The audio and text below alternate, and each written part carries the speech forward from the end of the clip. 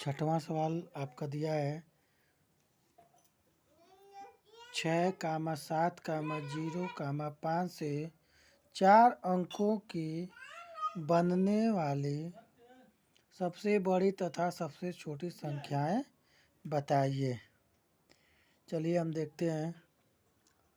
आपका दिया है 6,7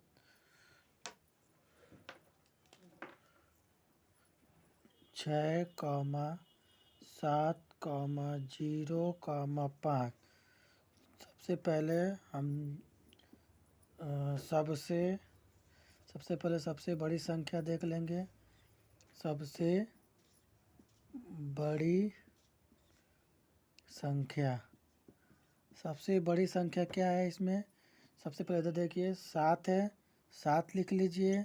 इसके बाद 6 है, 6 लिख लीजिए। उसके बाद यहाँ पे आपका दिया है आपका उससे छोटा 5 है, 5 लिख लीजिए। उसके बाद 0 सबसे बड़ी हो गई। उसके बाद आप यहाँ पे लिख लीजिए सबसे छोटी संख्या। तो सबसे छोटी संख्या क्या हो जाएगी? सबसे छोटा 0 है, उसके बाद 5 है, उसके बाद 6, फिर 7।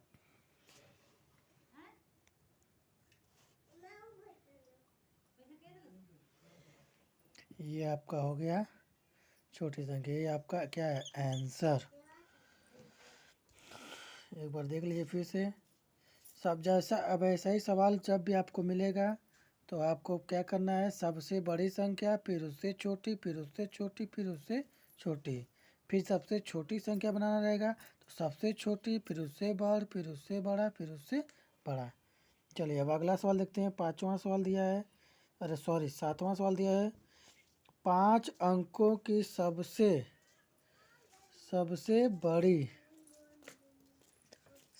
बड़ी तथा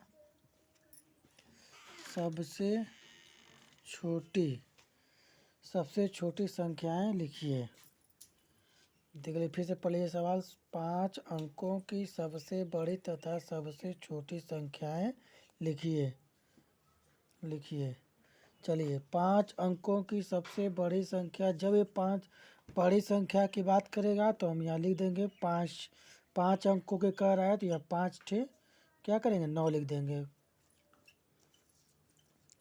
1 2 3 4 5। 5 अंकों का है तो 5 को 9 लिख देंगे। 3 अंक का आएगा 3 9 लिख देंगे। 2 अंक का आएगा तो 2 9 लिखेंगे। उसी तरह छोटी संख्या निकालना है। यहाँ लिख लीजिए सबसे बड़ी संख्या।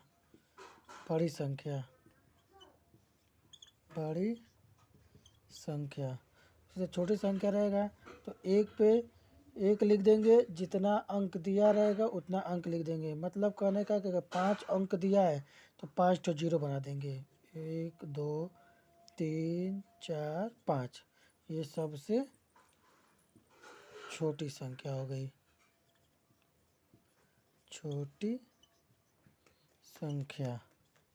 अब उसके बाद आपका फिर सवाल दिया है। सवाल यहाँ पे थोड़ा सा देखते हैं। उसके बाद आपका सवाल दिया है 5 2 3 1 से प्रत्येक अंक एक स्थानीय मान निकालिए।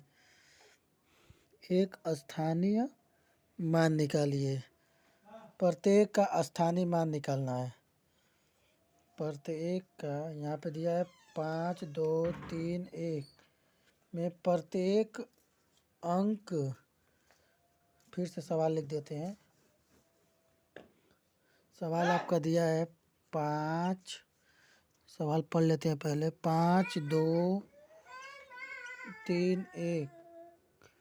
3 1 में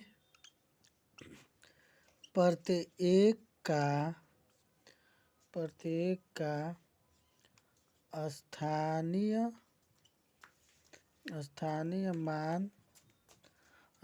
मान ज्ञात कीजिए।